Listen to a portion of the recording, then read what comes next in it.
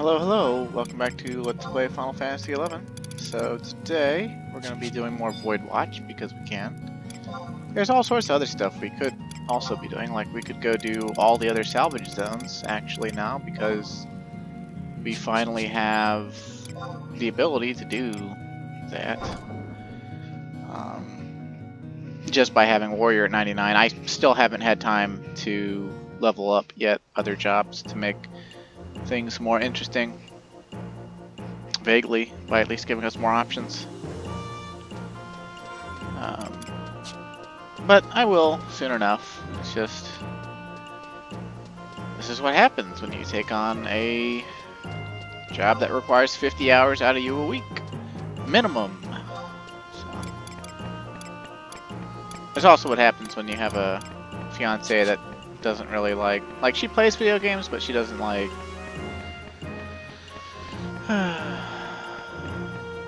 she's not like me. They're not her mainstay and her entertainment. She likes TV because she wasn't allowed to watch TV as a child. And so TV is not banal to her. But, yeah, so Voidwatch is actually fairly simple.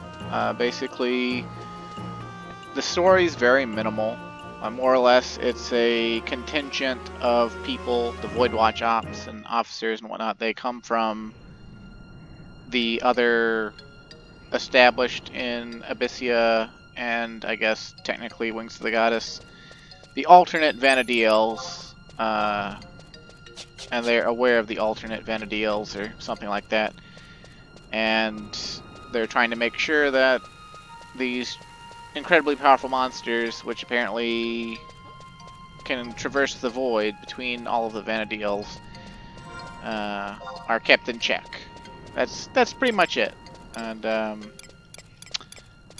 I'm sure the Voidwatch officer told us that, but I mean, I'm not going to get attached to an NPC named Voidwatch officer, so you know, like, there might be story blurbs here and there as we go through this. It'll get really cool in the end, mind you. There's a really cool final boss at the end of Voidwatch, in my opinion. But more or less, Voidwatch is just go kill powerful monsters with the very simple premise of protecting the world. So that's what we're doing. And I don't think there's anything worthwhile for us to get drop-wise, even though there's a bunch of well, actually, I think it's a bunch of like level mid 80s to 99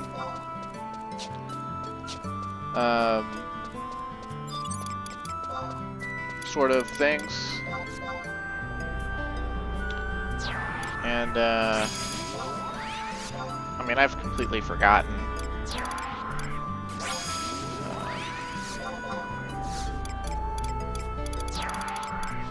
Just so much about Voidwatch.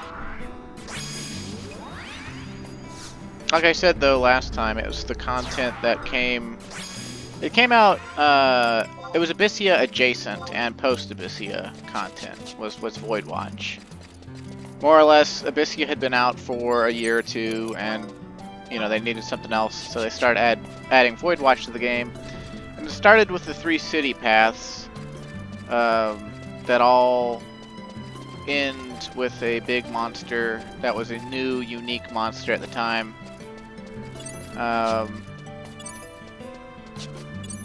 I'd have to look up exactly when Voidwatch was added to the game, but it might have also introduced Iron Giants to the game. It might have predated Scars of Abyssia, the second Abyssia add-on. But, I don't know, it's been a long time. Initiate the watch. Dun-dun-dun. Who are we fighting? Whoa, Ushungal. Okay, yeah. This came out between, Visions of Abyssia and Heroes of Abyssia.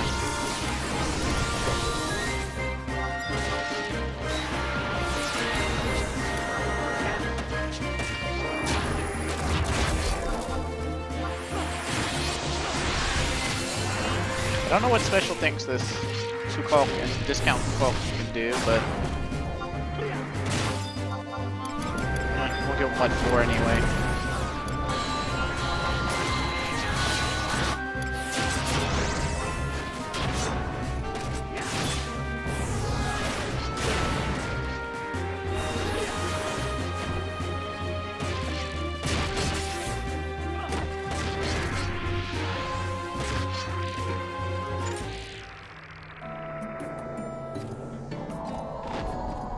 I love the enhanced death animation that the Voidwalkers or Voidwatch monsters have. And we don't actually have to take any of this stuff if we don't want it. We can just relinquish it and be like, meh, that's stopped. But, you know what, actually, let's forget about using the Hermes handles and just use our mount with its annoying mount music. Let's see. So where is that? So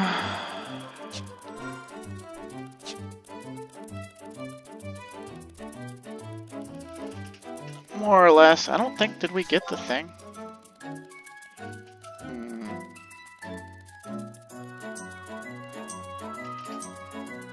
Let's see. There's different color of strats and abyssites corresponding, blah blah blah.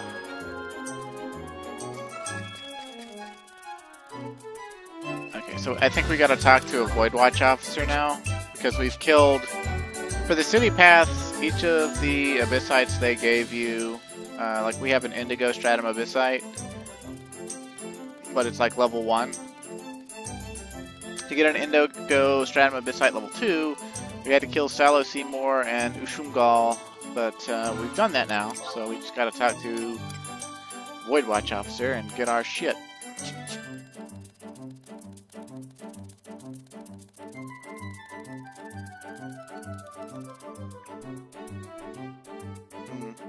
I wonder if any of these are gonna kick my ass.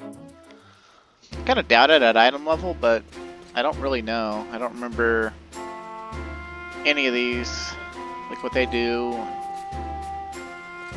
how hard they are, or anything like that. Let's see. Voidwatch Purveyor? Will you work, Mr. Guy? Oh no, you sell shit. It's not. Oh, there he is. Okay.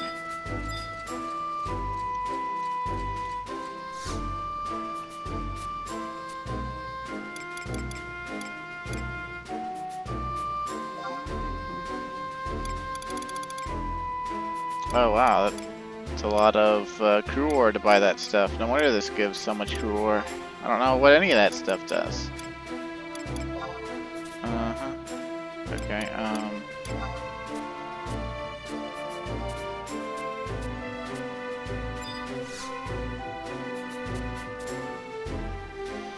I'm confused.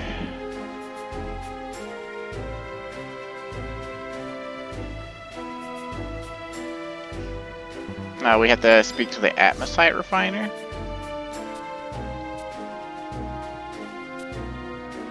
Okay. Okay. Yep. Okay. Cool. And then what? Period of emergence. Atmosite enrichment. Okay, we don't have any Atmosite yet, I guess. Voidwatch basically has, oh no, I don't want to teleport anywhere. Oh jeez, that would be awful. Spending that much crew ore just to teleport. Ugh. Although back in the day it was like, oh my god, I have an endless amount of crew ore because I just spent 5 billion years. But when we have book warps with gajillion tabs, same thing basically, same thing. Lore bull crud, huh? I don't know exactly where that is in Guskin, but I'm sure we'll find it. Ugh, they're already making me go inside places. How dare they?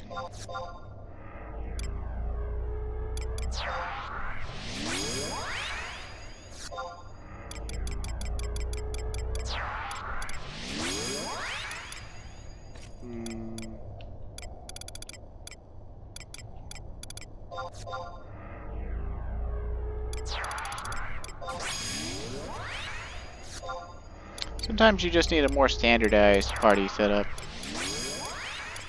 Also, I guess we should see if we can get any,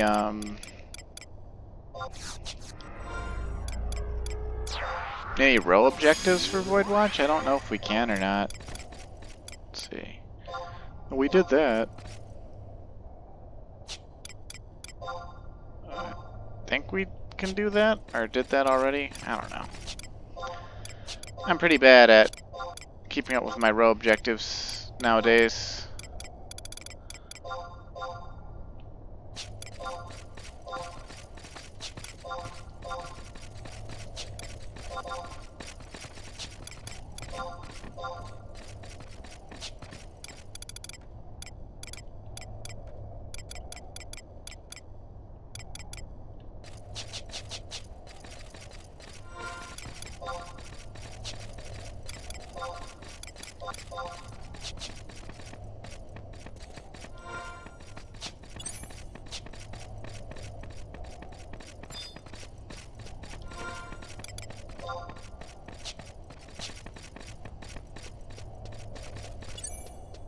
We're just looking for any of those, oh,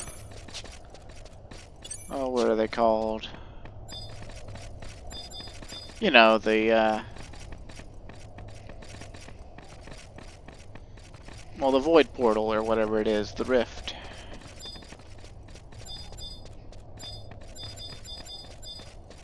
Yeah, there doesn't seem to be one back here.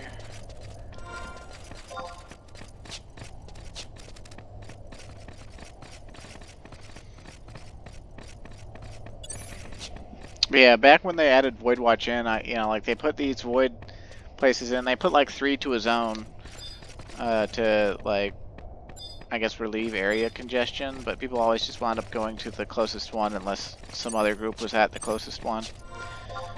And it really made it seem like Vanadila was like shaking apart.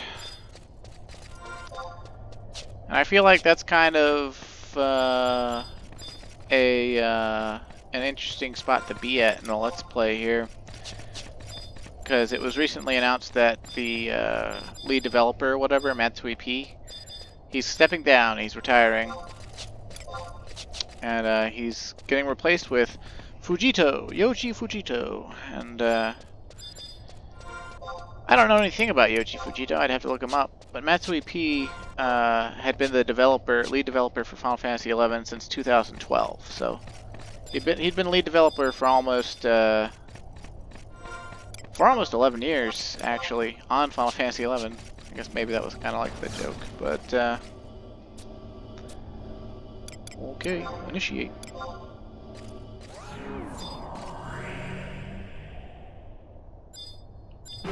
Ew, it's Fistral.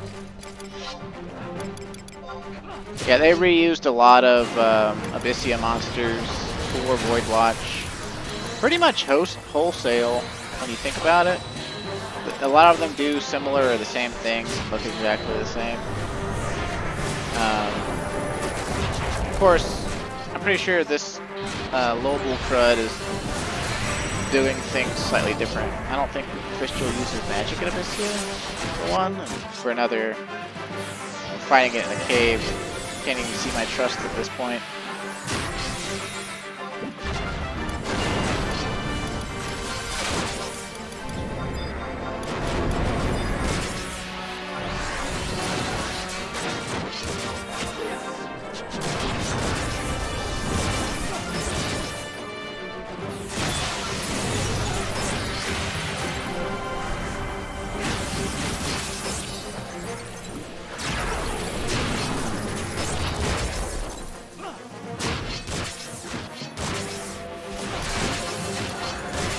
You can also kind of tell that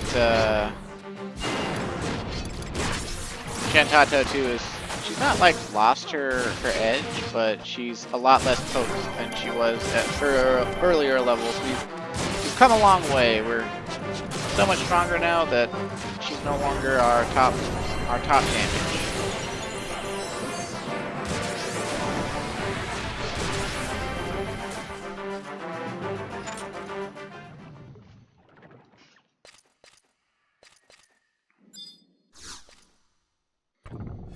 Crystal Petrifex. Okay, I guess I'll grab everything. Why not? And believe it or not, that actually counts as a whole tier of this. That was like... So we can talk to the Atmosite Refiner again and move up to the next tier. Because we're strong enough to kill all this with relatively no trouble, we're actually going to go through these, at least these city zones of Voidwatch really quickly. Oh, we got a Dusky Periapts of Readiness. I don't know what that does. Ooh, Voidwatch also has its own thing. Grants the bearer the ability to receive temporary items upon commencing a Voidwatch operation. Okay, that sounds pretty nice. It's probably like the first tier of temporary items or something.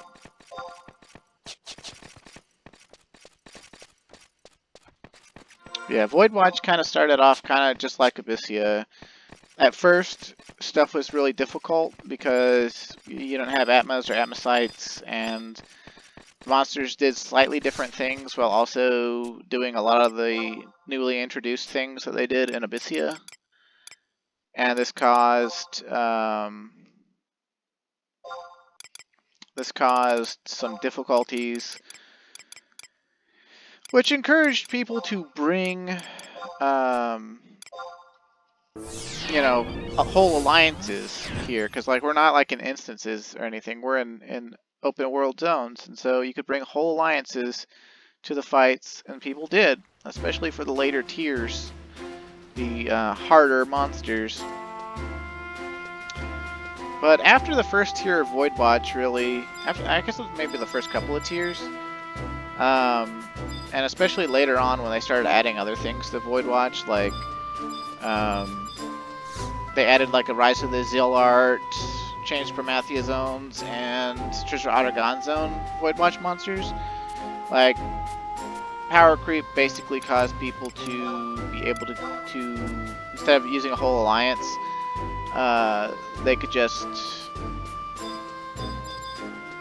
mow over things in like a single party, or even just like 3 or 4 people. So the game sort of quickly pivoted back within like a year and a half or so, pivoted back to just being low manning stuff. And Flint from Pasha, please. It wasn't all bad or anything, it's just, you know, where did the full alliance content go? Of course, shortly after that, Seekers of Adoulin actually came out. I say shortly, I guess it was actually a couple years. But they also added in stuff to the game like Salvage 2, which is the same as Salvage 1, it just has different boss monsters and is intended for level 99. They also came out with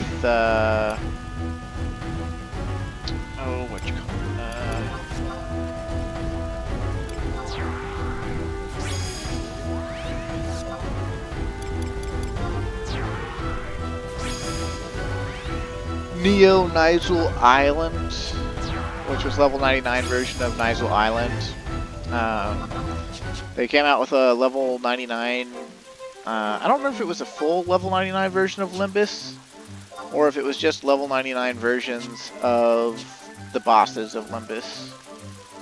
But those dropped level 99 Limbus armor. And like, I don't know, the game was like nice and steady, and like,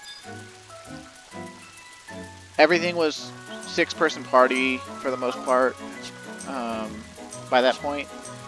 And then Seekers of Adoulin came on scene, and yeah,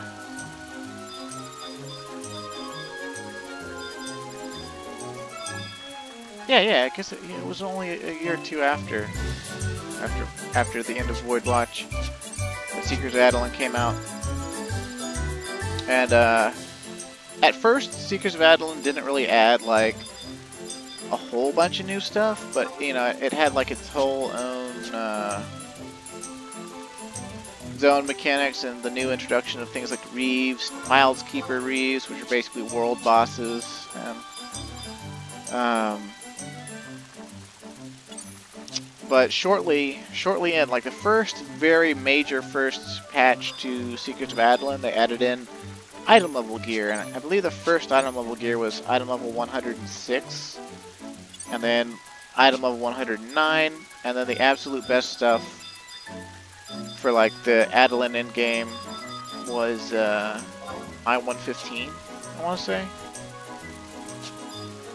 And I don't know where the planar rifts are here. But yeah, they added in new in-game content called Skirmish and Delve. And I've actually never done Delve. I never did Delve at all.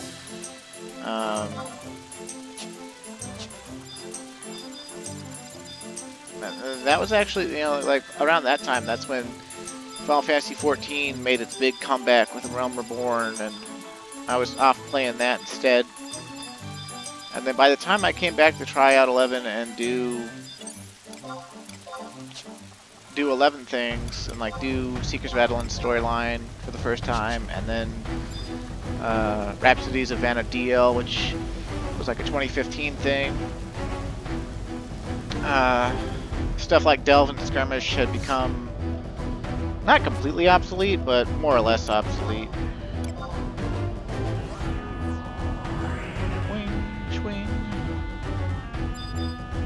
Melancholic Myra. Oh, look, it's basically Eccentric Eve.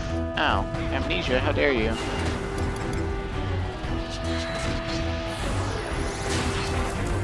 Oh, snap.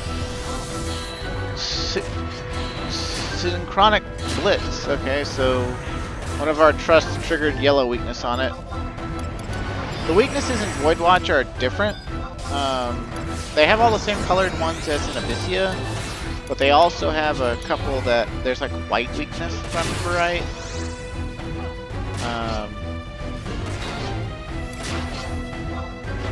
It's like a whole thing.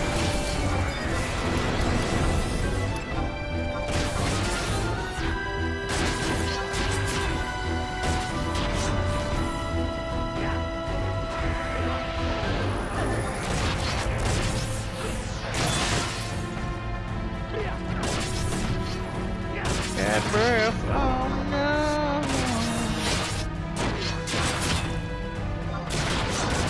Whatever will my item of last do? Intelligence potion. I will take the Petrifact. And relinquish everything else. Whee! So now we gotta go to Pashel Marshlands in the future, which I think the fastest way to do that is to just warp and come back.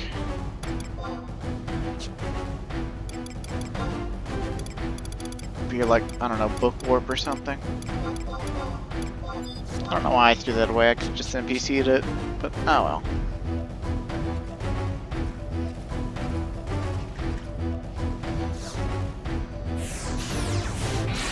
Yeah, there's a whole gap in the game's history that I just wasn't around for. Like, I had an active subscription, and I checked in on the game occasionally, but I didn't play 11. I didn't play 11, like, actively. Like, I only... It was, like, in check-in status for me from, like, 2013, late 2013, until 2017. 2017 is when I came back and started to try to piece together what I'd missed and see what there was to do. But every time I've ever come back, except for this Let's Play, I've gotten almost immediately discouraged from continuing. Just for the simple fact that, you know, none of my friends are here playing. Every time I start up, I can't get other people interested in, you know, helping me out very much. Although my buddy Crucent, he just offered the other day to help me get stuff from Unity Notorious Monsters that's relevant, quote unquote, so that's kind of cool. But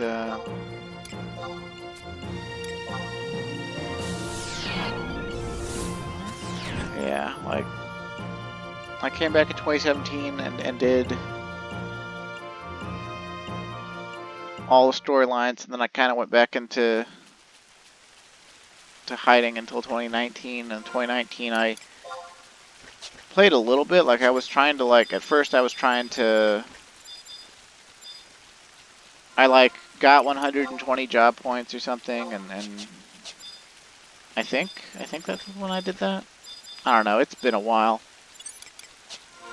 I don't remember exactly what I did in 2019 when I came back.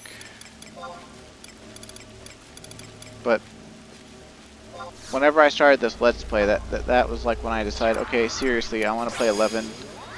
I want to like re-experience the whole game. I want to,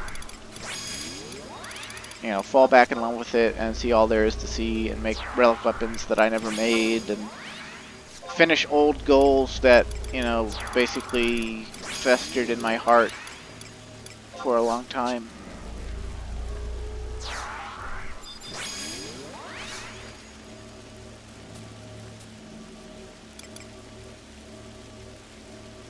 Oh,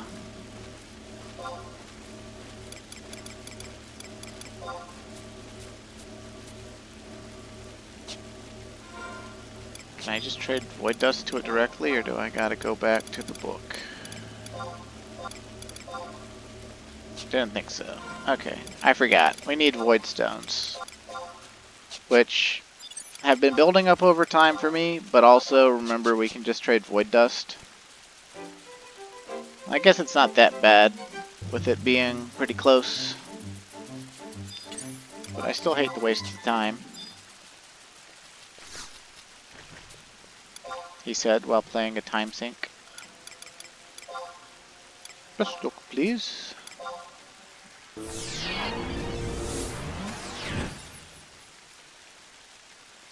wonder if any of the nation's Voidwatch officers are right near the book warp.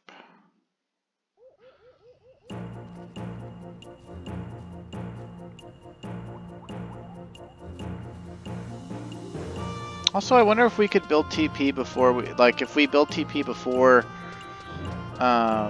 spawning the Voidwatch. I wonder if the monster will, if our TP will get wiped when it spawns or not.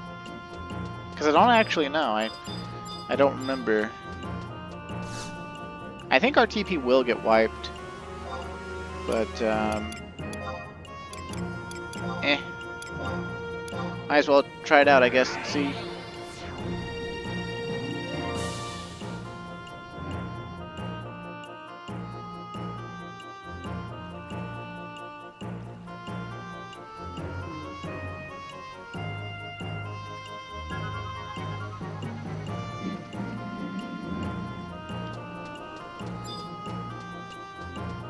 Hello there, officer. And I have some void dust to give you. Meow. Oh snap, did he took it all? Oh no, he... Wait, one at a time? Really? Okay, huh. We have 5 void stones in our,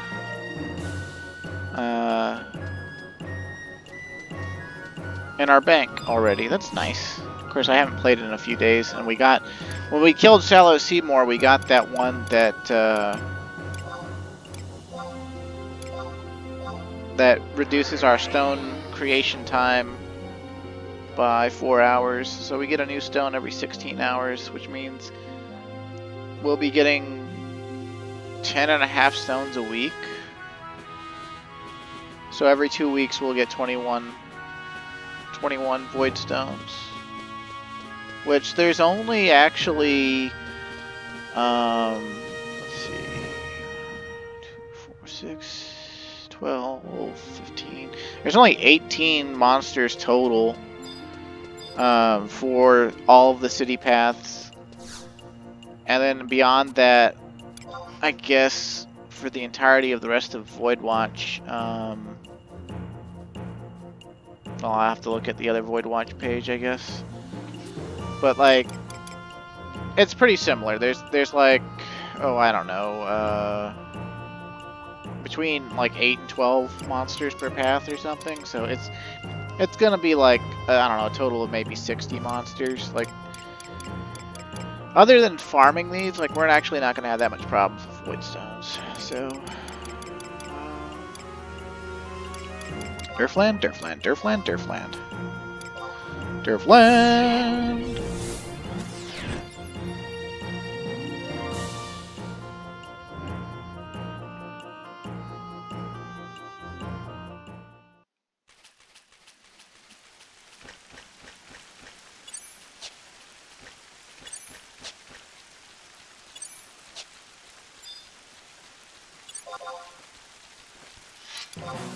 Just gonna build up some extra TP on our way to the thing.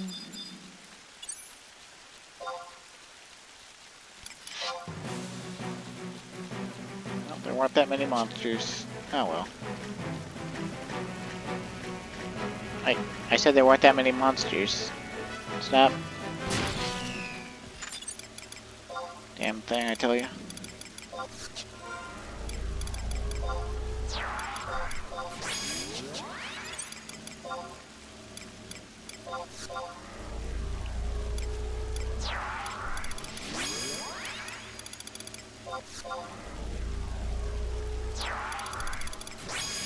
Well, you know what? I'm gonna get out, where is he? What's his name?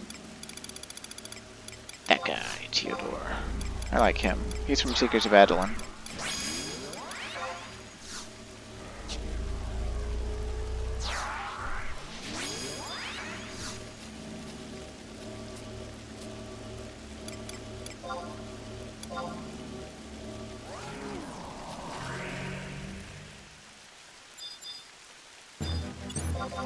Merkveined Baneberry. Oh, this could be a problem.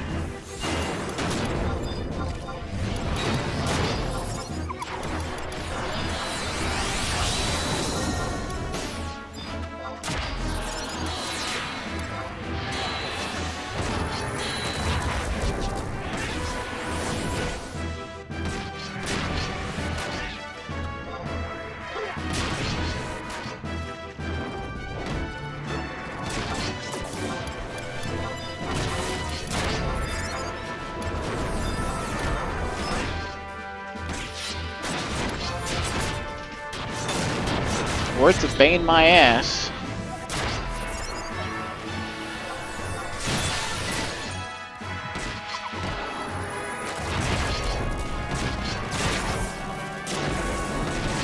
Theodore cast on Daja, Magic Burst, 6200. I like it. Merkveined Baneberry cast Impact. I guess you just saw the spell Impact. Looked like a comet. Oh look, seals for Empyrean stuff. I didn't remember that could drop. Either way, I don't care about it right now, so relinquish all. What I do care about is, now we can go back to an Atmosite refiner and make a left in the club. So, let's do that.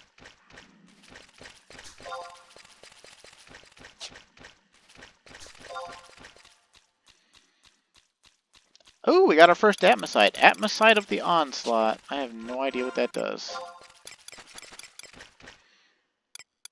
Also, Atmosites, unlike... Oh, no, it's not our first Atmosite. We got Atmosite of the... Huh. Either way, though, Atmosite is something that you get infused, and it's like Atma, but you have to pay Crew War to refine it and level it up at the Atmosite dudes. So, it's not gonna be something we really care too much about, I guess, until later, maybe, or I don't know. I don't know how much Crew War it's gonna take. It probably takes an exorbitant amount, because back in the day, you know, they just expected everyone to have tons of Crew War from leveling in Abyssia. Yeah, there was a time where this game's entire economy evolved around Crew War. Not just in the fact that, like, you needed a lot of it for all the areas and events that made you use it as the currency, but just for the fact that you could buy items that could be sold, both NPC'd and auction housed, for Crew War. and there was like this exploit with I think it was chocobo blinkers. It's this item that was used in I think chocobo breeding and chocobo racing that you could buy for pittance of crew ore, and then an NPC for like I think it was like 120 gil or something originally. And people would bot the hell out of it because you could buy them in stacks of 99, and people would just fill their inventories with it and NPC it just like we do with Sparks gears nowadays. But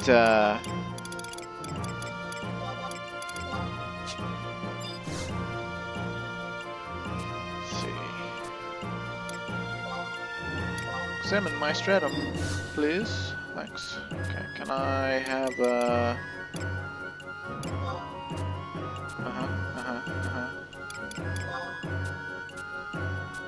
Yep. A crystalline agglomeration of a Tinkerbugger soul. I guess we can't have atmosites infused yet. We don't have the key item or something. I don't know. But our next Voidwalker that we gotta kill is actually, it's the end of the Bastock line. It's gonna be a unique monster in Dangrafwadi. And I definitely do not remember where in the Dangrafwadi the planar rifts are, but we'll go there and whip our chests out and do that. Mayhungen. Wonder if that's well, it's level synced. Level 10 monk.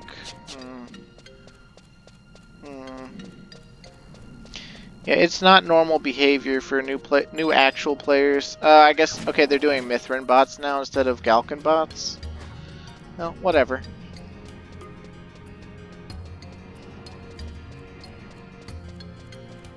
Yeah, there's not enough actual new players for a level synced newbie to actually be out here in retail. I still hate referring to retail as retail. It's real Final Fantasy 11, damn it. This is what has become of Vanity L. Private servers, they're charming. They really are.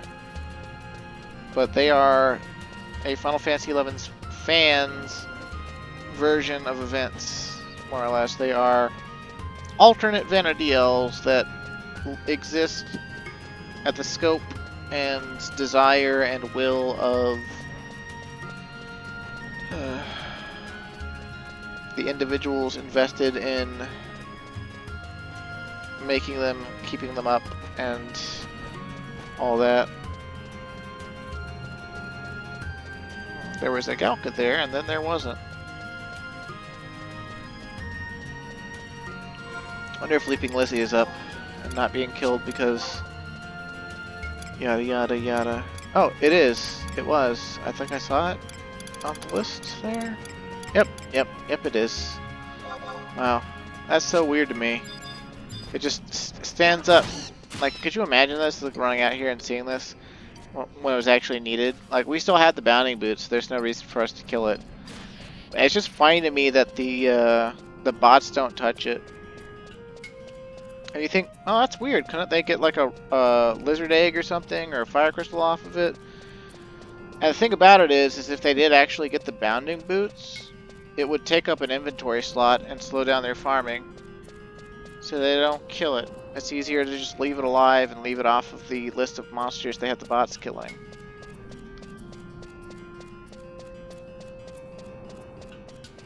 You'd think they'd just write a script to make the bots drop the bounding boots, but I guess that's more work than just telling them not doing anything, leaving it off the list. Of course, it could be some weird twisted morality. It's like, oh, our bots won't kill Leaping Lizzie. We'll just leave that for real players to get. And it's just like, well, what real players, you know?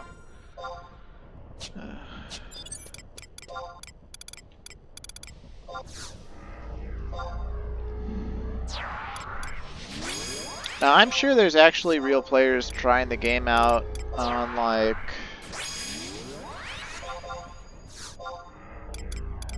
Astra server or one of the bigger servers, because the procedure nowadays for newbies is to actually, it's to look up the most populated server, you know, because people don't want to, people don't come to play an MMO to play alone. They come to at least be alone in a crowd.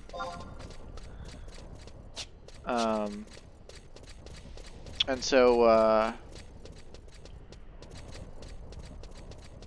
they like to be where the people are at. And I don't know how big Odin is, but Odin is primarily Japanese players. I came here for friends, and my buddy Crucian's still here, I believe. And my buddy Vox is here. Yep, hey, she's even online. Don't know if she's doing anything, but...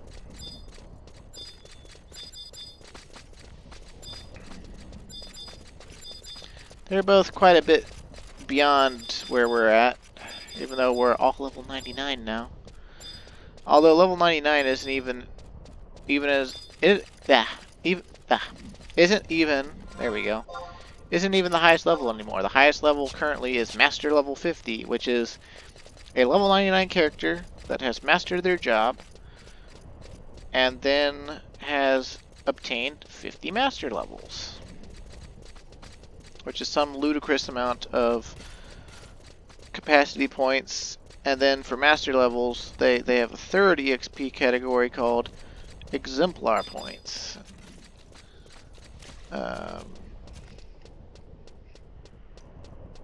Yeah, like the monsters that people EXP on for Exemplar Points have like 300,000 HP and are like level 139 or some shit. Like, it's ridiculous. It's ridiculous.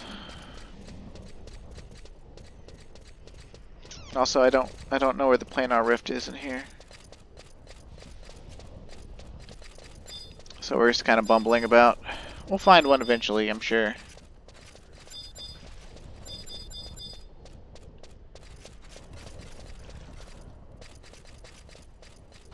No, there were the geyser here, was there? No, I don't think so.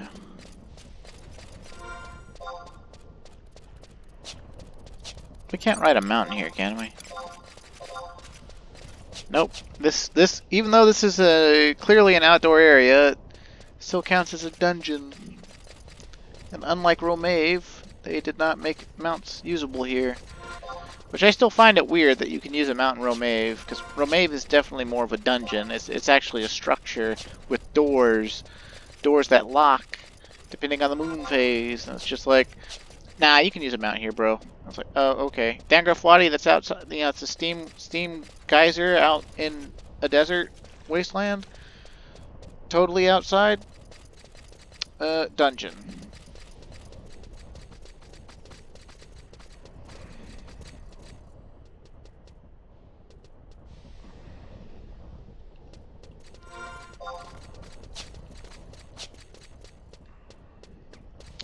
You ever had like a mole or like a zit or something like at the base of your scalp, just underneath your hair, whatever? And like, no matter what you seem to do to it, you just can't get rid of it. It just keeps coming back.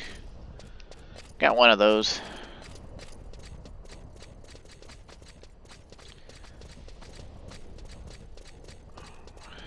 It's super satisfying to rip it out and off. It bleeds a little bit, then it heals up, and then it's gone for a little while.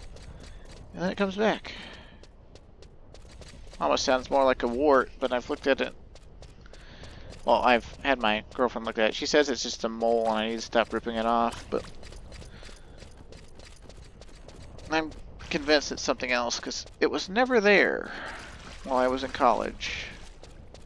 It was never there while I was in the military. It only popped up within the last few years. I don't know what it is. And that's the part where you say in my comment section, you should have a doctor look at it. And then I think to myself, I don't like going to the doctor. I don't have health insurance. Stupid, I know, but also at the same time, what is the use of health insurance if you have to pay a deductible so high to get any actual, you know, get the insurance to actually pay anything? Right, especially if you don't have like a lot of health issues. Like, I'm not a perfectly healthy person. I don't eat very healthy. I don't work out as much as I should, and which currently is not at all. I don't work out at all. I'm stupid, being stupid. But I don't have like a huge long laundry list of health problems. I don't have any chronic health issues that aren't manageable. I don't have like a weak immune system, in my opinion. I don't get sick very often.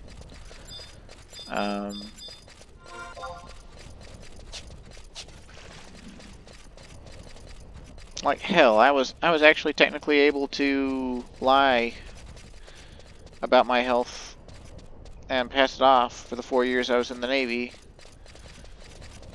with the chronic conditions I do have. So it's just kind of like, Not saying I never need a doctor or that I'll never need a doctor. It's just, I don't know, the way health insurance is, I don't believe in the system. I don't like the system. The system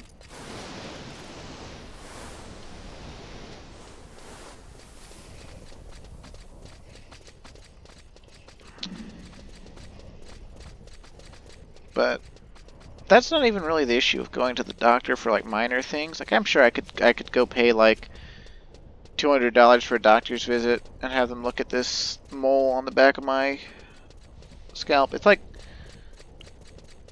right above the base of my neck and like right below on the base of my skull, I guess. It's like where it's at on the left hand side of my body.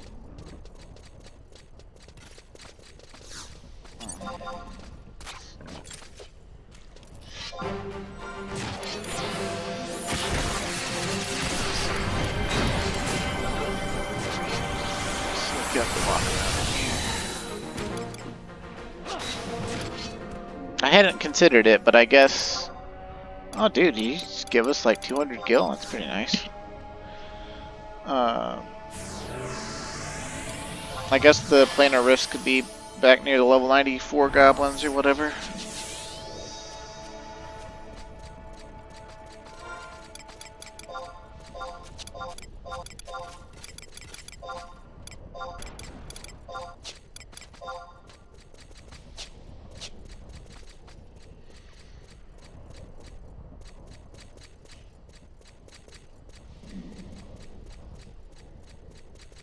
It's kind of funny. People on the Final Fantasy XI auction house forum will talk about Geyser Lizard, is that? That's an NM. But isn't he like a level 30 NM or something? What's he doing over here in like level 90 goblins, right? If I remember right, this is like a level 30 NM that drops the Steam mail. I didn't think it... Pseudo Steam scale mail. Yeah, we guys drop 1 for 1. Wow, that thing still spawns over here, but like it... That's Couloir BJ. It's both funny and not. Like, you can see the Steam scale mail is level 27. It's basically like Centurion scale mail that has elemental resistances instead of a little bit of, what is it, agility or vitality or whatever it is that's on the Centurion scale mail.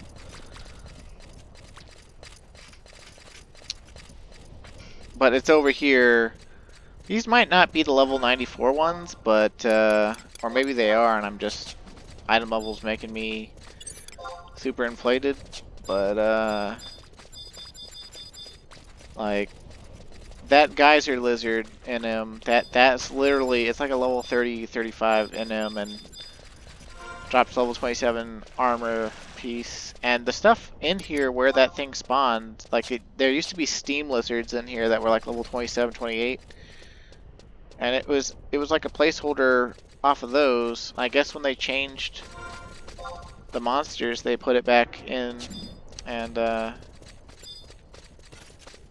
man, I don't even know. Here, we're not gonna fight near these worms. We're just gonna aggro more goblins and fight them all at once, because this is getting ridiculous. Where is the planar rift in here, man? I just want to finish the Bastock leg of things.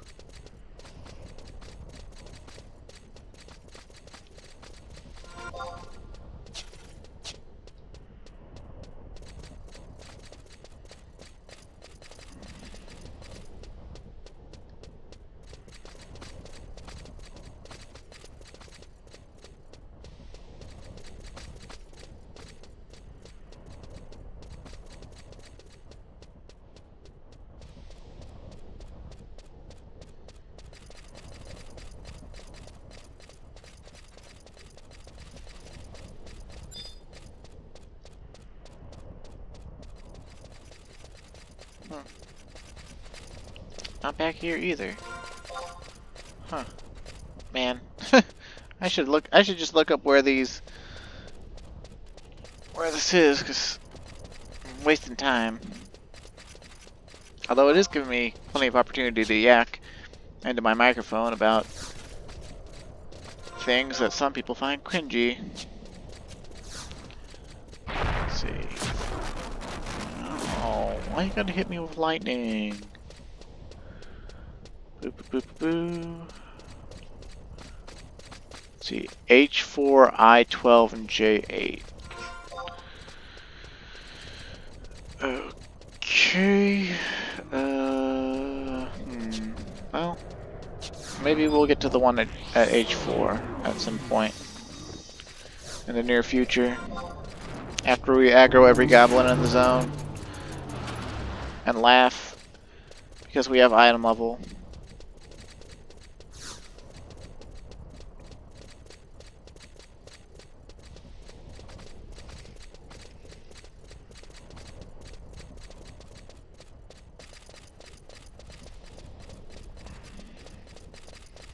Also, the weirdest thing about having like a wound or an injury that's like on your scalp is that the hair will grow in and around and on like the wound. And a lot of times this thing is healed over, but it's like healed over hair, and then like you tug on the hair that's like growing through it and you pull the hair out of it, and it pulls part of the like wound or the scab with it, but then, you know, also like, I don't know, pus. It's kind of disgusting, but like it's not really that disgusting. It's very small, actually. Anytime I get my head shaved, which I have been known to do when I'm feeling really lazy, I'll like go to the barber shop and I'll just say, shave it all off. And they will. And then they'll see that and they'll be like, I didn't do that, I didn't do that. And it'll be like, yeah, I know you didn't do that.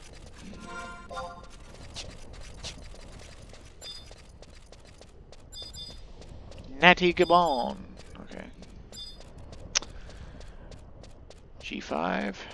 Where's H4? Come on. Were we lied to? Or do we have to go all the way around to get to H4? I think we have to go all the way around to get to H4.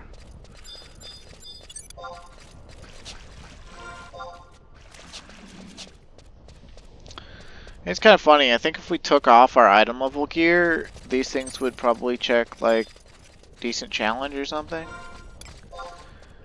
Like, let's do that real quick. Let's take off our item level gear and see what these things check.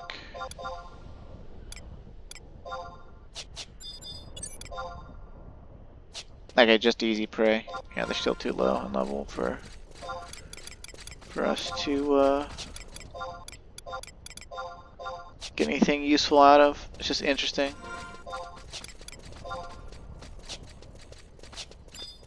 To see how far above everything we are.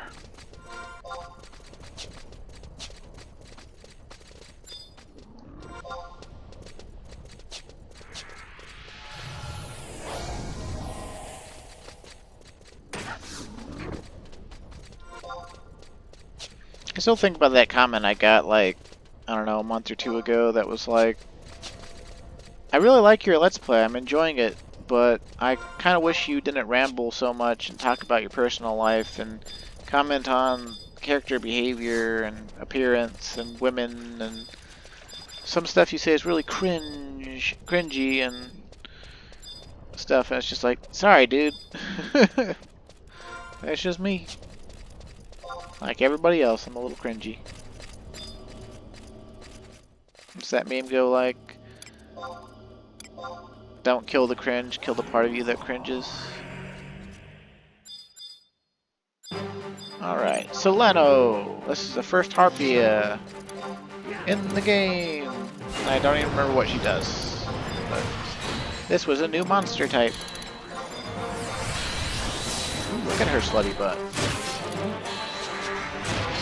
You gotta love it.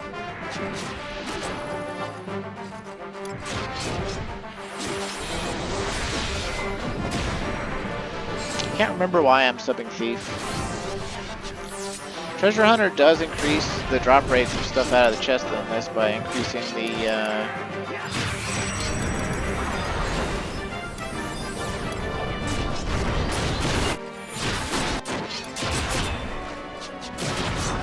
the lights by the percentage, same percentage as what you build the Treasure Hunter to, and you can build Treasure Hunter up to Treasure Hunter 8.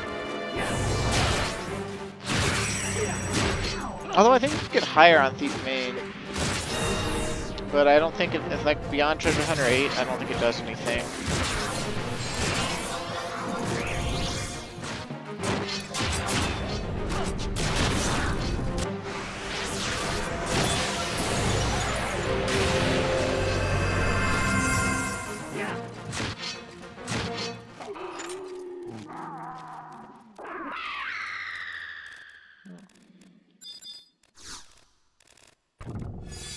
Phineas's gun.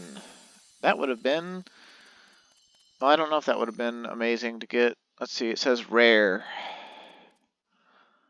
Yeah, it's got 3 rare drops, and 4 uncommon drops, a few commons, and a very rare drop called the Anthair Robe. But yes, level 90 gun.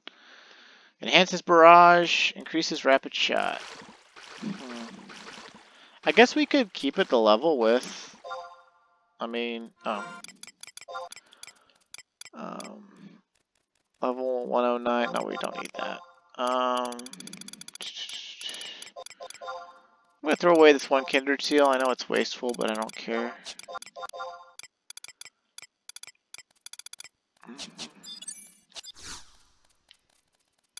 Okay, so yeah, we'll just grab the Phineas's gun for leveling both Ranger and Corsair, and then relinquish everything else. We got Atmosite of Enticement. Ballin'. Okay. I'm gonna kill one of these Natty Gibbons just to kill it. I think it's a funny name.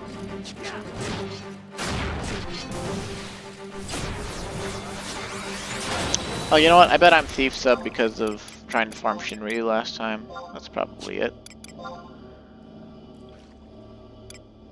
Yeah. We've got Phineas's gun. Huh.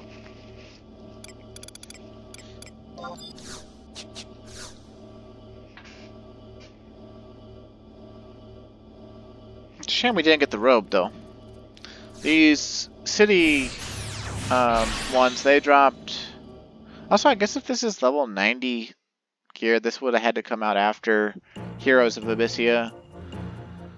But they drop these level 90 body pieces that have like a glowing gem on them, and they were considered like really cool looking and also really good back in the day.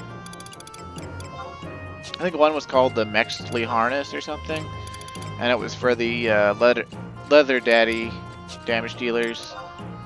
And I used to have, I got a Mexically harness on my main character for a long time. I think it comes from the Winderstian line. Although it's been a long time. I know I say that a lot, but it's just true. It's been a long time. I'm not 100% sure why I stepped into my mobile house, but we don't really need our proc weapon since we're not in Abyssia at this moment, so.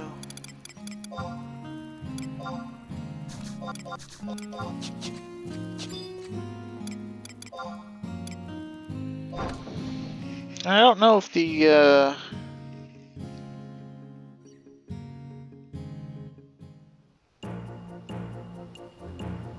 Voidwatch officer's gonna tell us anything, or if we're just gonna have to default to going to like Sandioria or Windurst. I'll probably do Sandioria's path next, just because I like its final boss. And if we go fast enough, I mean, I think we might be able to get the Sandioria path done this video if I record another 30 or 40 minutes and don't get lost like I did in fucking Dangraf Wadi.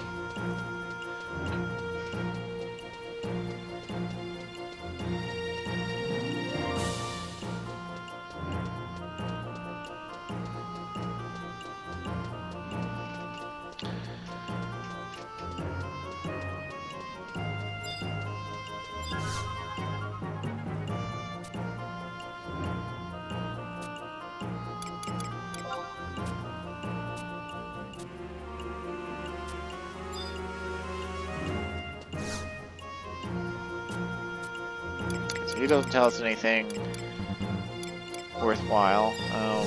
What's the Atmosite refiner do?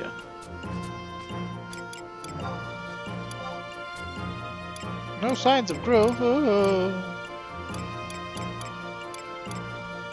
Okay, so let's just go to Sandioria now then.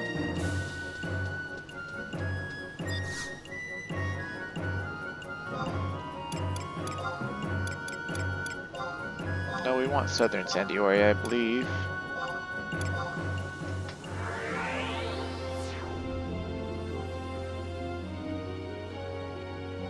I could be wrong, but I'm pretty sure the Voidwatch guys are in Southern Sandioria.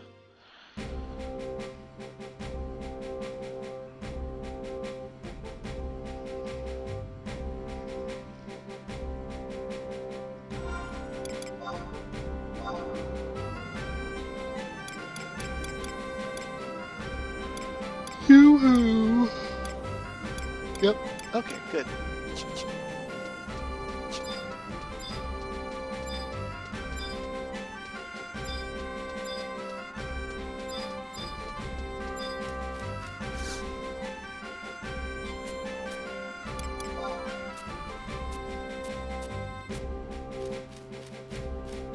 Awesome.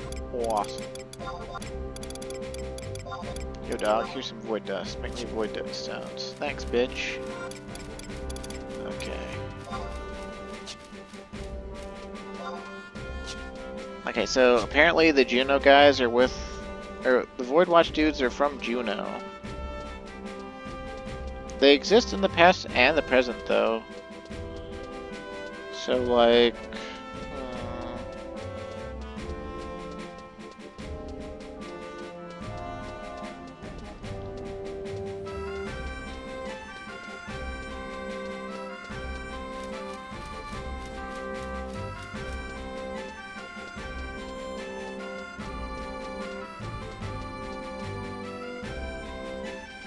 Okay, all of our buddies are in East Ron 4, of course, because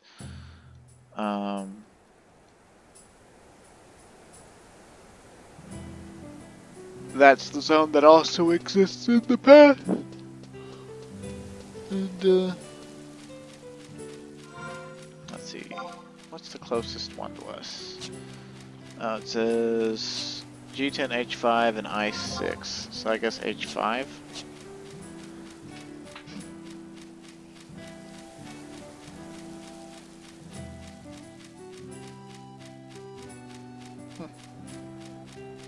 know, we completed Wings of the Goddess, and I don't think I've even bothered unlocking every Cavernous Maw. Just because travel changed so much.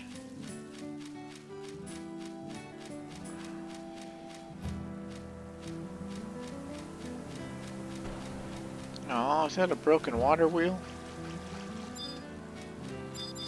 Or what's supposed to be a broken water wheel?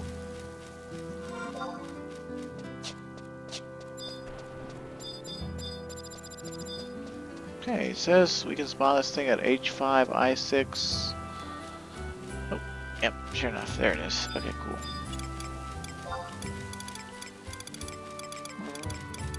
I don't think we need to care about who's tanking it, so I'm just gonna rip out some trusts and not care.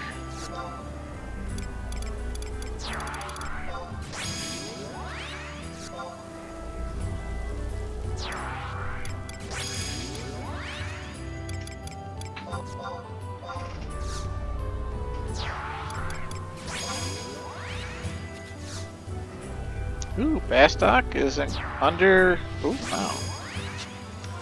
I haven't checked the conquest this week. Oh, Bastok's in first. Ooh, we could trade in some conquest points.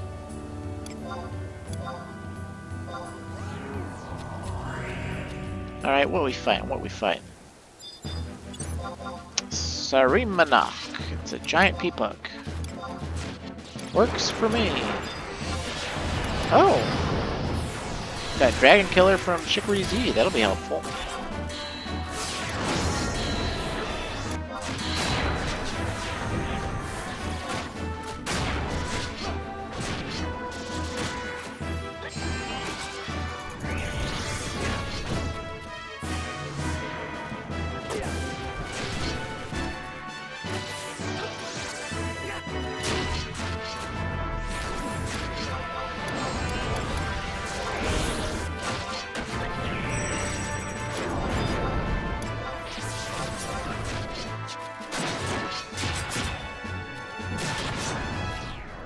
Pound! Wait, what the fuck?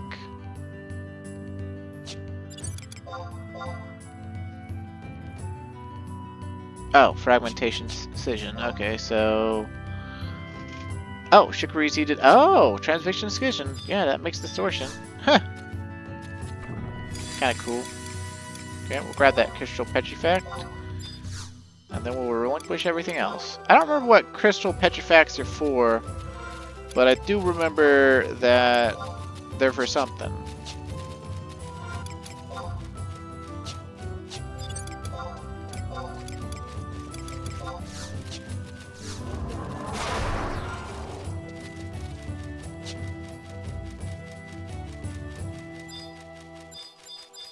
Moment of truth. Did I unlock this Maw? It would seem the answer is yes.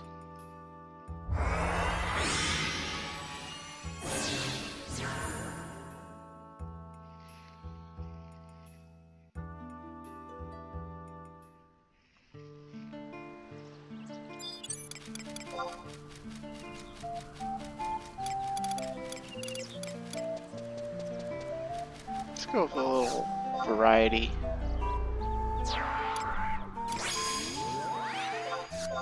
Just a little variety.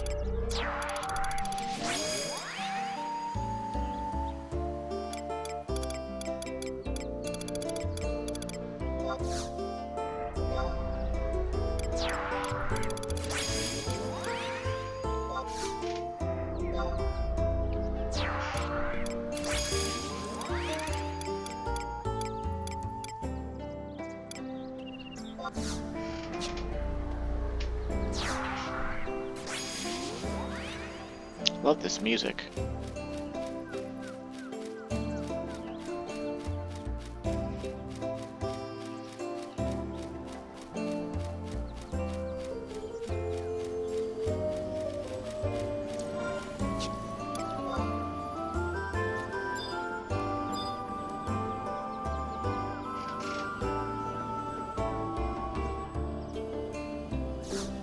I could listen to it all day.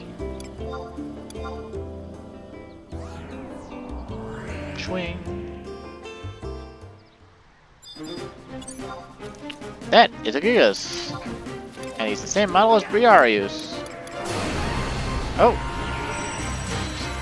Yellow weakness has been triggered. I don't remember what weaknesses do in Voidwatch.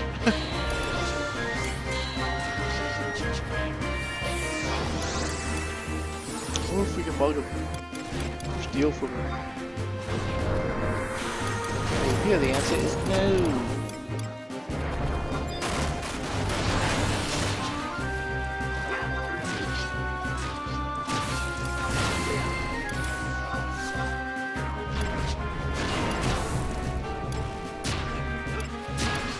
Red weakness has been triggered.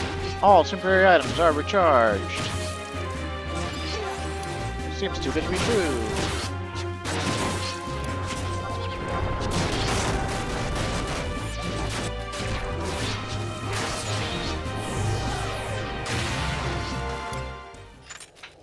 Oh, we killed it. He was big. More Orchestral Petrifex, yay! And we'll relinquish the rest.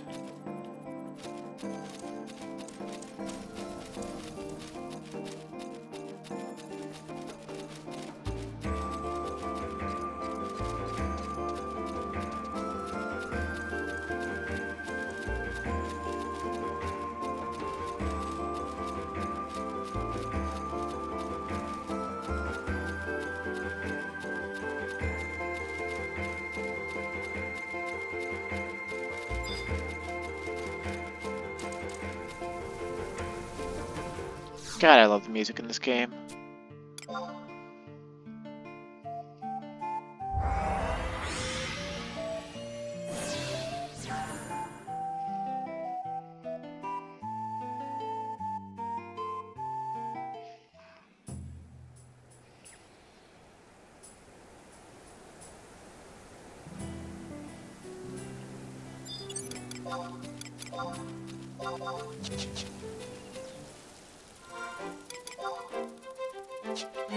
Okay, so it's back to an Atmosite refiner to upgrade our Crimson Stratum Abyssite, and then we gotta go to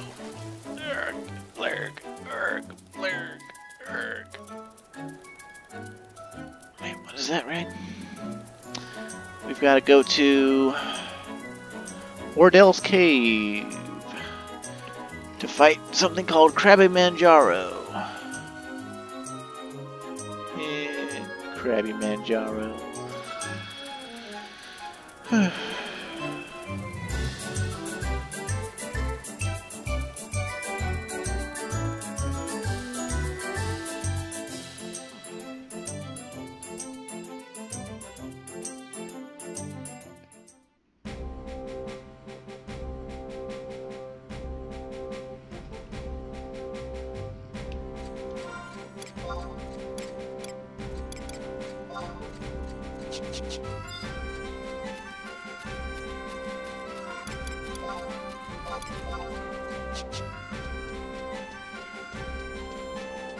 It's kind of nice doing content that doesn't really have a lot of cutscenes, even if it's really easy for us because of item level.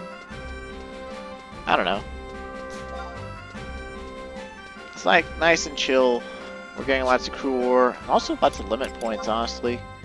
I think we could put the final limit into resolution if we wanted to.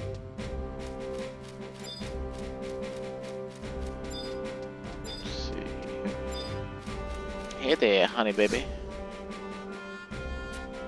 You looking like a snack. You're damn right. Okay.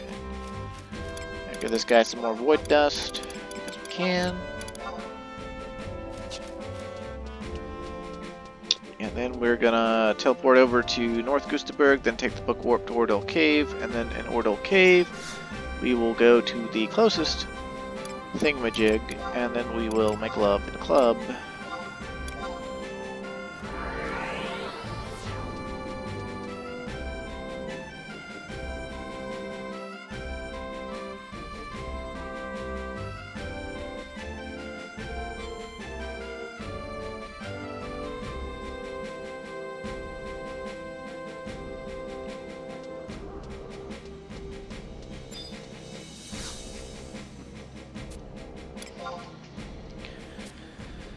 Oh, I might even do back-to-back recordings tonight, I'm not sure. No, not Norvallen. We want Bilkheim.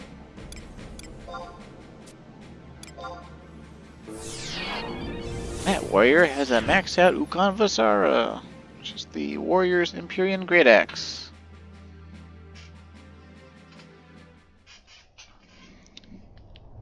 Which for a while, for me, was my, I considered it my signature weapon. Alright, so it says map 1 F11, which would be all the way down there. Map 2, it's at G8. So, I don't know. We'll just run down through and see what happens.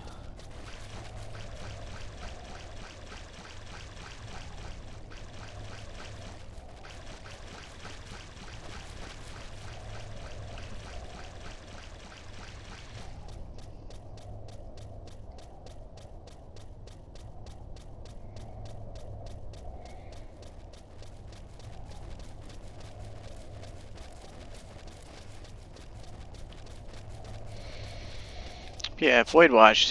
Super simple premise. Stop the otherworldly fiends.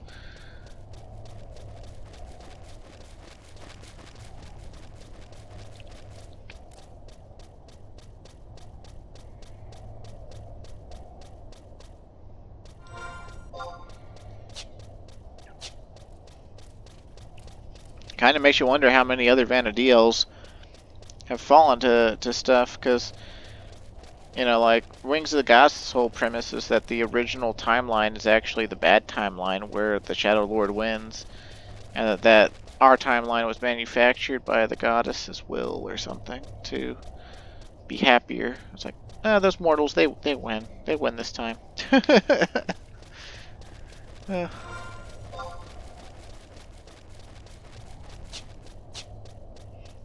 The,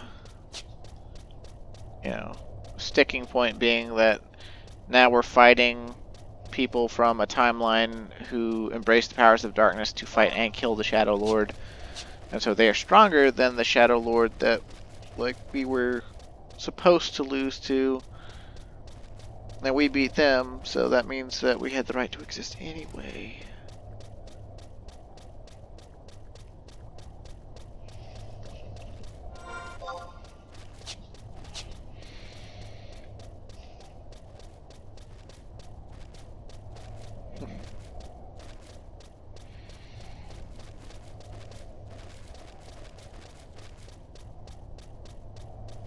The early 2020s have been strange so far.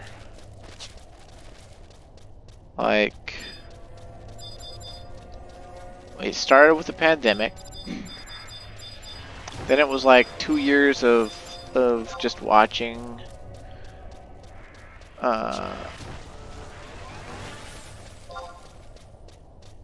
it says there's a... Is this not considered map 2?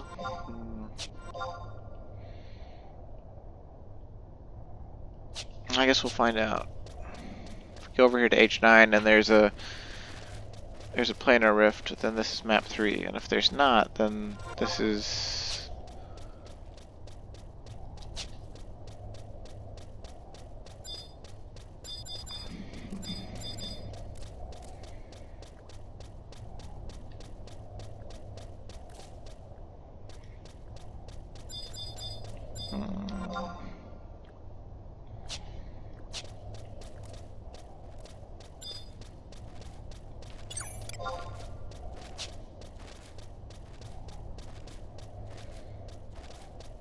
But yeah, two years of the world just stagnating, and that war in Ukraine starting, and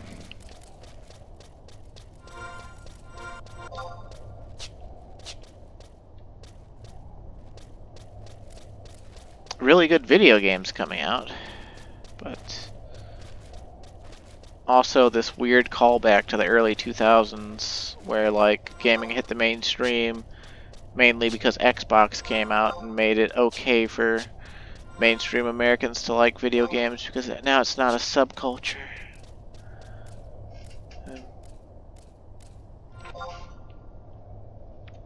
Nothing drives me more crazy, though, I tell you.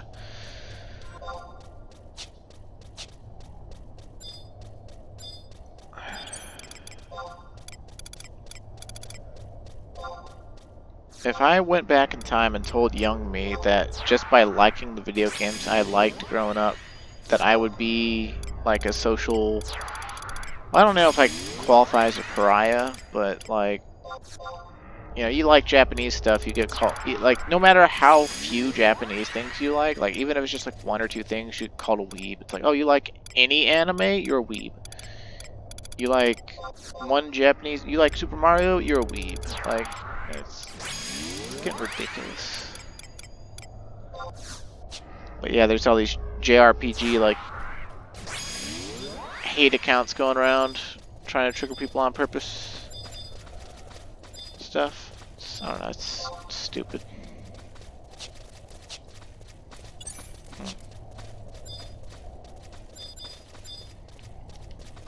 I thought there would be a thing here, but I guess... Wait. I am so confused. Whatever. We'll find one in here eventually. But yeah, like... I don't know. I didn't hear the term JRPG until I was already a man.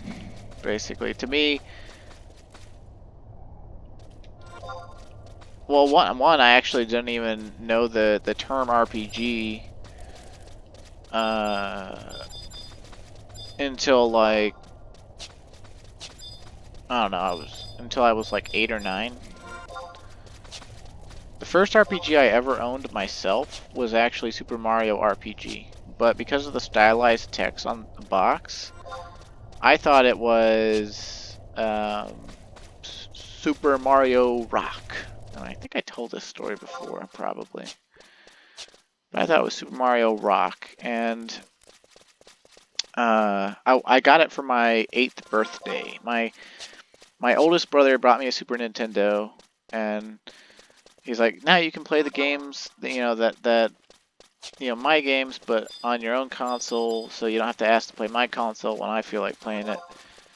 But then it was a little while before I got my own games. Like, he still got me Super Mario World. It came with it, even though he got it used. And then, like, I had that, but I didn't have very many of my own games at all. I had to ask for them for my birthday or for Christmas. And it was on my 8th birthday, I believe. And it was right on the cusp of when they were starting to phase Super Nintendo games out of like Walmarts and stores in favor of N64 and PlayStation 1. Like, I guess it was kind of like it is now. Like, you know, a new console comes out for the next gen, they didn't immediately phase out the old console generations because consoles were still new enough that it, you know, it was just like, well, you know, we're not phasing stuff out. You know, most people don't have that brand new console. It's a lot of money to spend, and you know, drop another $200-300 on another console, while you have a perfectly good one that already works.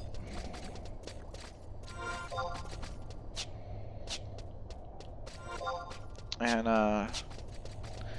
but we had an N64 already, and my older brother Matt, he liked this game that was coming out around that time called Armorines, and we rented it once, and it was fun because it was co-op, and like you play these like super soldiers in space, like on a space planet.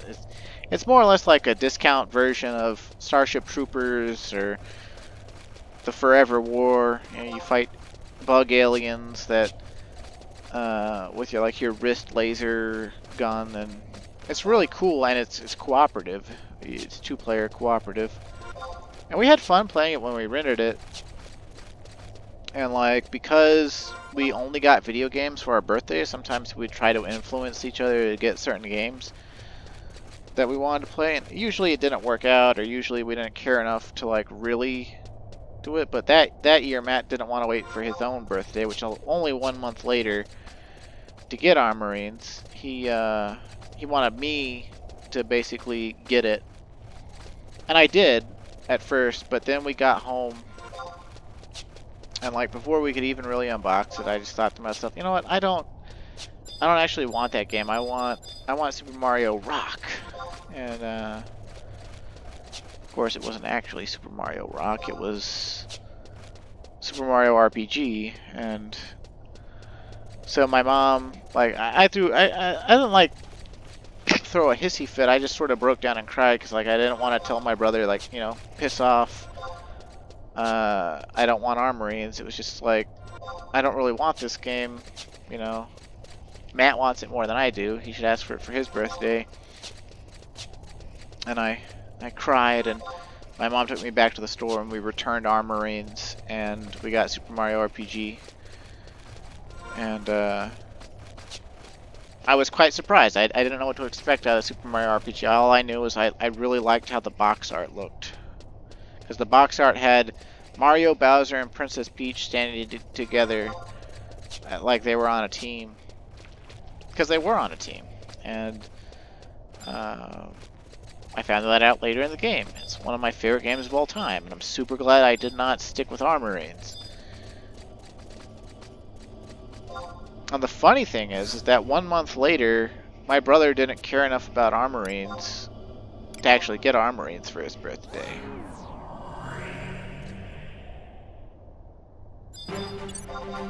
So I wound up being double glad that, you know, that I had my fit, that I cried, and got my mom to take me, get something else.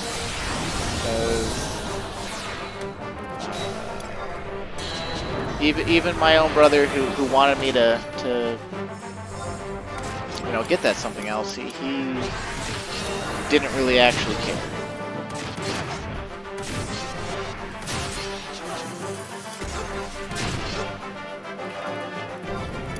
Crab pun on this thing's name is pretty funny to me.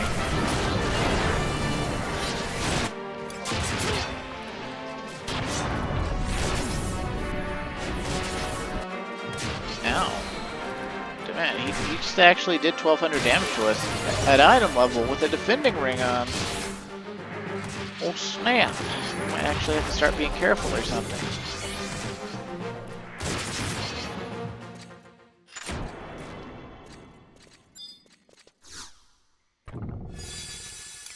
More crystal petrifacts. More crystal petrifacts. And look at all that delicious core we have now. Oh, it's a beautiful thing.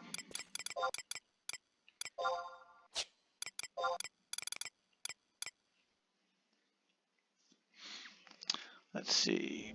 And that will let us get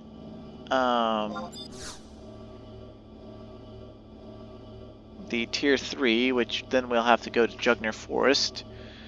And Jugner Forest in the past. And then it's King Rampire's tomb after that.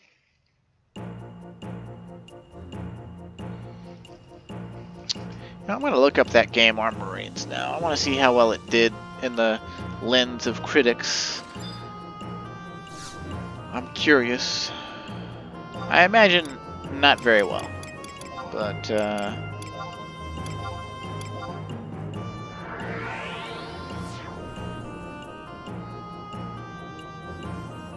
let's see, Armorines N64. Armorines Project Swarm. Armorines Project Swarm, known as simply Armorines in Europe, is a 1999 first-person shooter developed by acclaimed... How could it be 1999? I got Super Mario RPG in 1998. The frick? I'm pretty sure this Wikipedia page is wrong.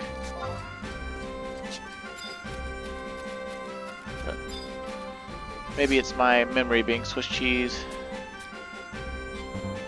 Nothing. I want to give you dust, so you give me stones.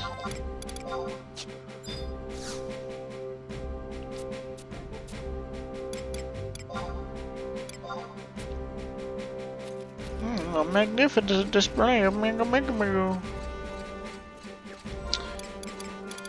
A magnificent display of Mr. Magoo.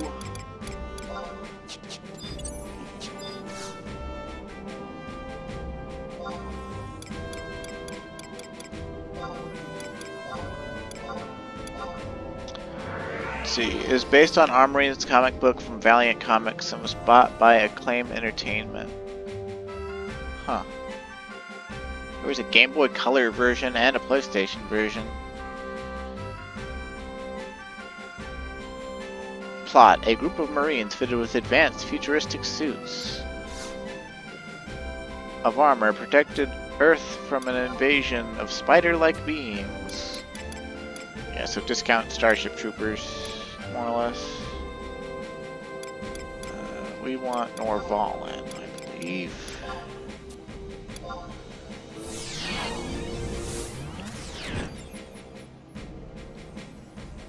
I think one of these is going to be a Pixie. Yep. Okay, Pixie. F9, J7, or J5.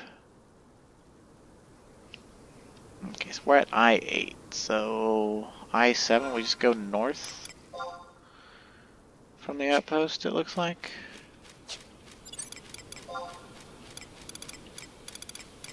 Yeah, we'll be smart about this, I guess. I don't know.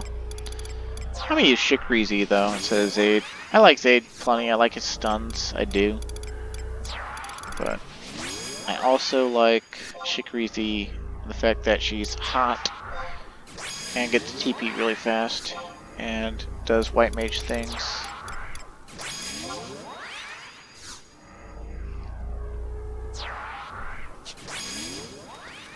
Tonight's actually the Thursday of my work week, and my work week has been a 10-day work week. And tomorrow's my 10th day.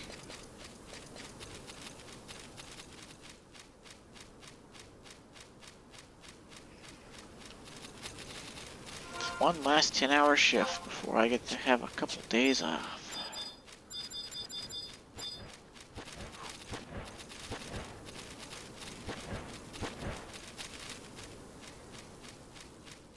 I can't wait.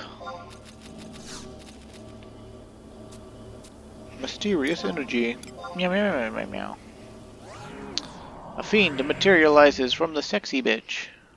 And it's Belle Phoebe, and she has the model of Caraboss, which is a Pixie NM in Abyssia that we have not yet fought, because she has nothing to do with the progress of the Abyssia storyline.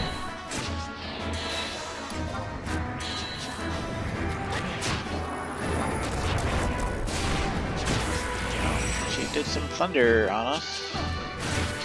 Probably would have meant a lot more if we were not an item level here.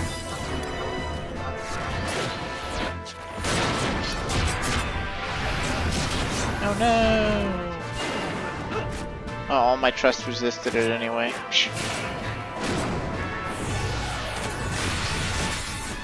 Spring breeze! Oh no, we're all asleep. And it reduced our TP. You slut. Lazaja. Oh snap. Calm wind actually missing. How about that?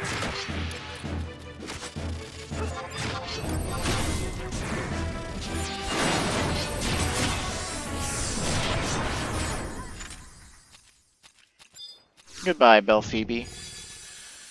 Oh, Rapture Seals, Agility Potion, Petrified Log. No, I think I'll relinquish all. Atmosite of Devotion. We still don't have a key item that lets us infuse those, I don't think. So, let's keep going. Let's see. I think if we just take the book warp straight back to the past, we can either take the campaign warp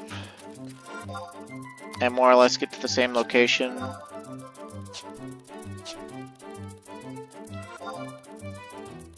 But that Ma over there, that's Abyssia Von Curl, so it's not going to work to just like pop into the Ma real quick. But I think if we just do, let's see. Run forefront, please.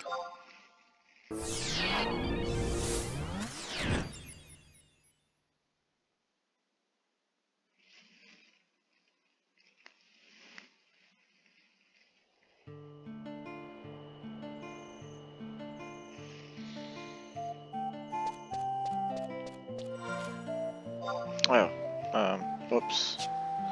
Well, whatever. Like right next to Jugner anyway, so we'll just run into the Jugner and see where we wind up.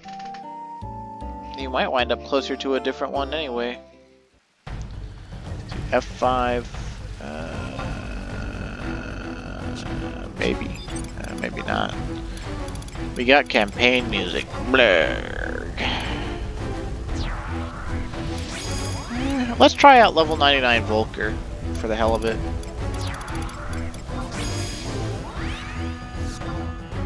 He's probably not very good, but I'm gonna give him a shot anyway.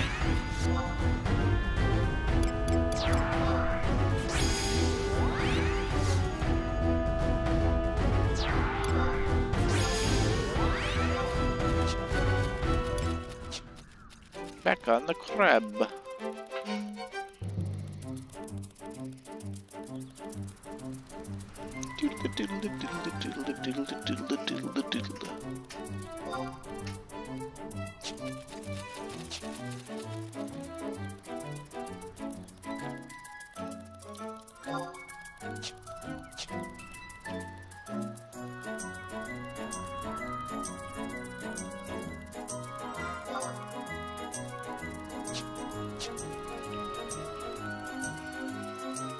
I do like how the Void planar rift things are in the same locations. Yeah, it's like a tear in the fabric of reality, and it's tear in space, and time makes no difference to it.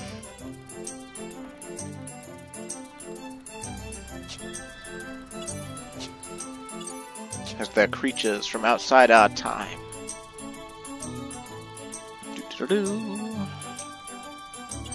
Or something like that.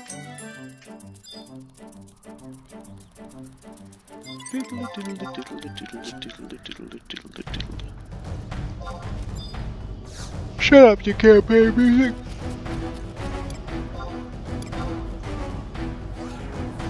And this one is... Oh god! It's a giant, awesome, tattooed behemoth. We have triggered yellow weakness somehow.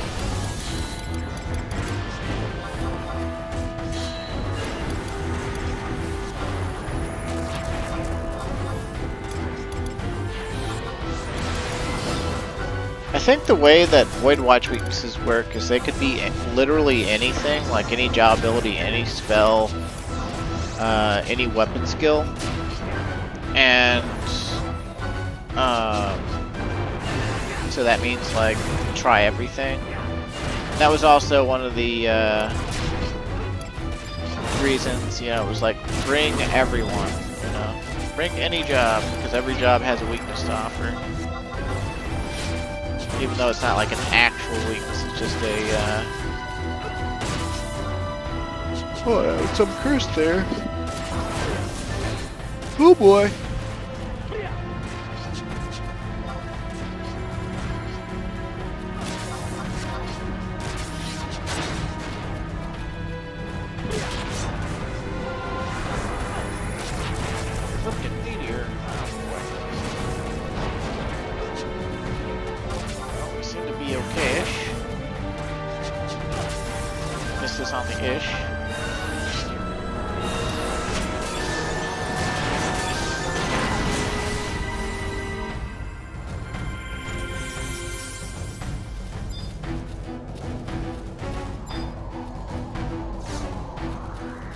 That was wild.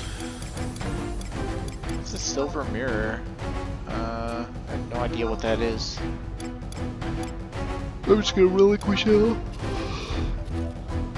Oh man. I am yawning like a mofo.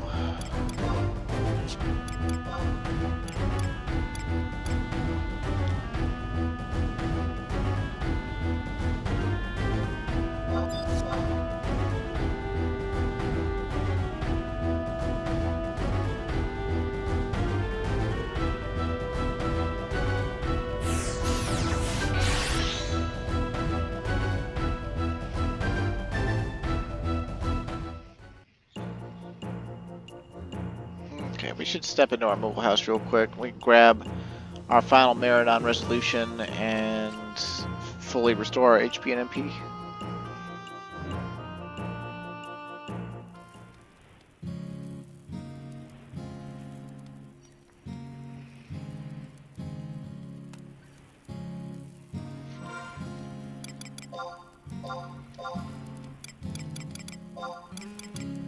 Here you go, resolution. Sweet candy bam. Okay. And I'm not sure if we have to use the atmosphere fire and Sandy in particular, but I think I'm gonna go there anyway.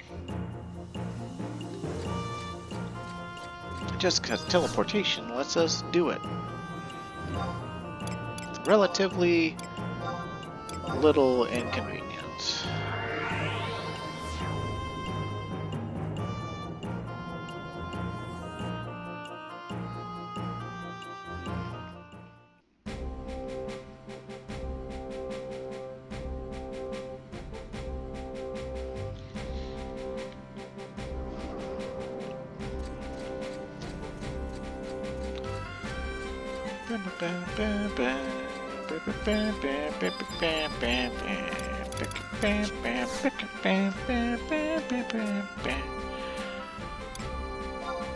Examine my crimson. Oh, hell yeah. Okay. And you, no, I just meant to give you the dust. From void dust to void dust. I could call the video that.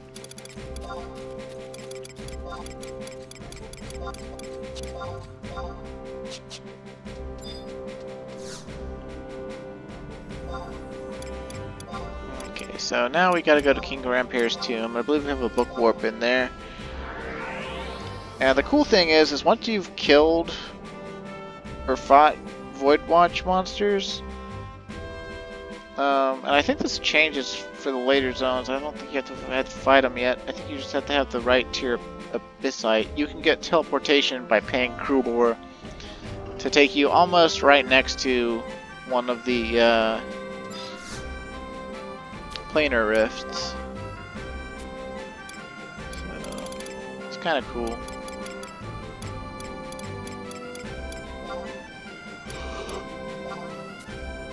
King Rampire's tomb. Yay!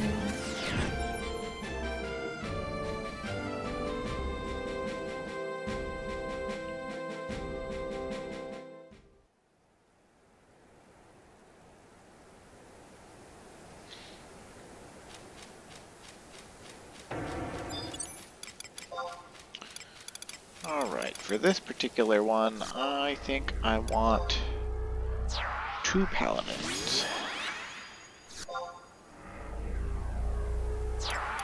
And a dark knight.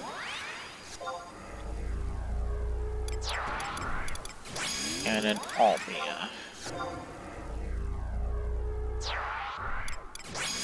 And a Koromoru, because I can.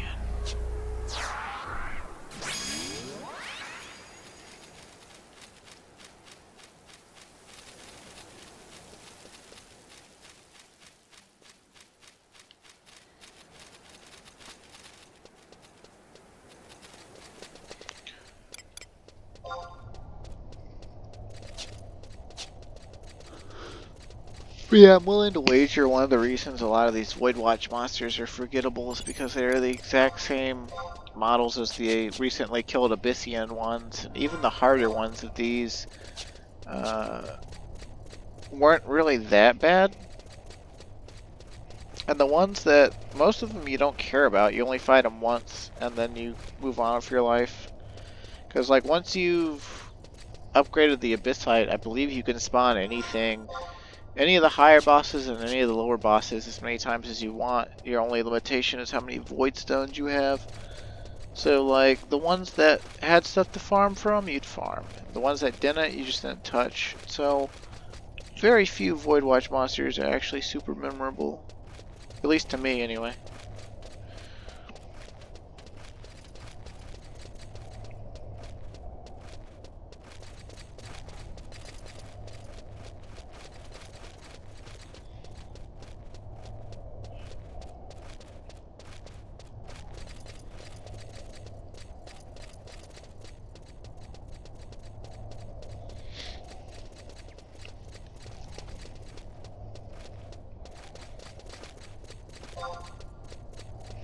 think we just have to go around like we're going to King Rampere's actual tomb.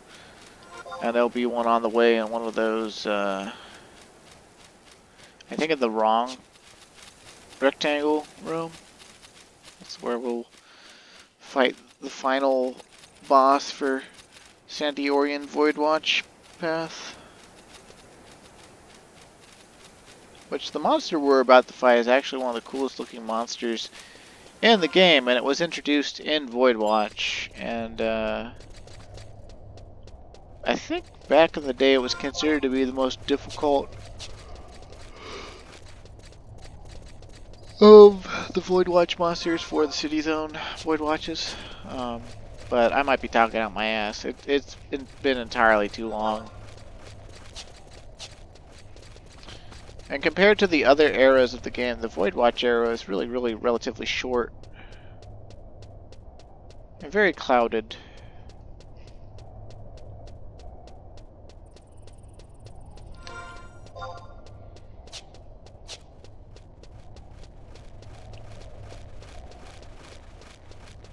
The nice thing is that we're getting close to our hard limit on time here, and but we don't have any cutscenes to worry about or anything, so we just gotta worry about getting to where we can fight the boss, and then fighting the boss and killing the boss, and then we will be Gucci.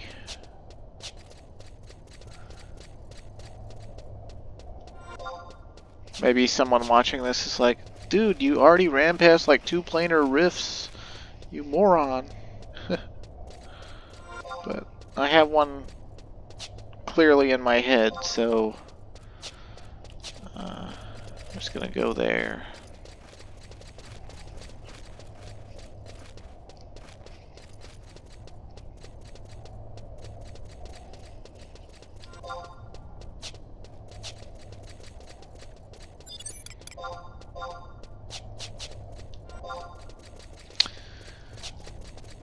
Yeah.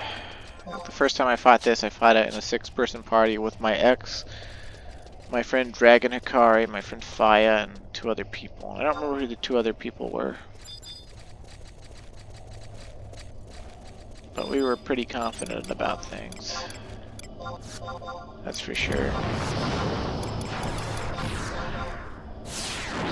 I don't think retaliation's gonna do anything for me, but yeah, whatever.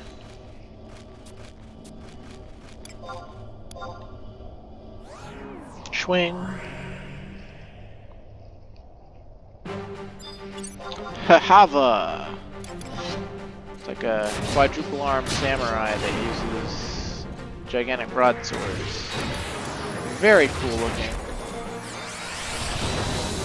Very cool looking. And technically undead. That's why we're using Wuhajin. Wuhajin gives us Holy Circle. Yaksha Damnation. Oh, but all temporary items have been recharged. Oh, we've got Dusty Wings, we got Fanatic Strings. Oh snap, we can really tear this guy a new asshole.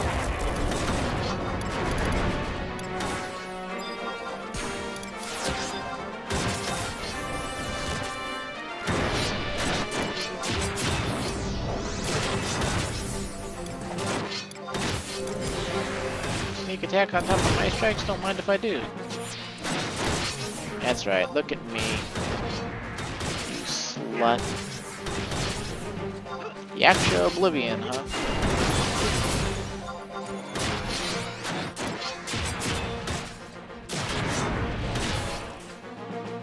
Gradiga. But we can't kite him. Man, he's cool looking. God, what a badass.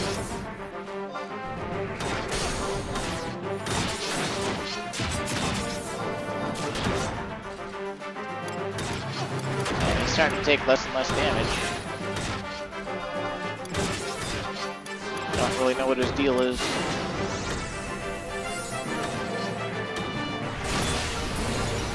Do know he's dead now. So we win. Man, what a fucking badass. Akitron! You know what? I will take the Keytron because that would let me make another behemoth steak. Assuming I get behemoth meat. But we'll relinquish everything else. And that's all she wrote about Sandiorian and Bastok Voidwatch. So we get titles for some of these. And next time we'll do Winderstian Voidwatch. And then we'll be able to do Juno Voidwatch. And after Juno Voidwatch, I think we can do Rise of the Ziller, Chains of Prometheus, Shizaragan Voidwatch. Although we might actually already be able to access those. I don't fully remember. Either way, we're going to carve our way up and get shit tons of crew ore while we do it. And I might farm some Shinryu between recordings to get that Twilight Torque I was talking about. And either way, I'll see you next time. So thanks for watching, stay safe, and have a great day. And yeah, thanks for watching.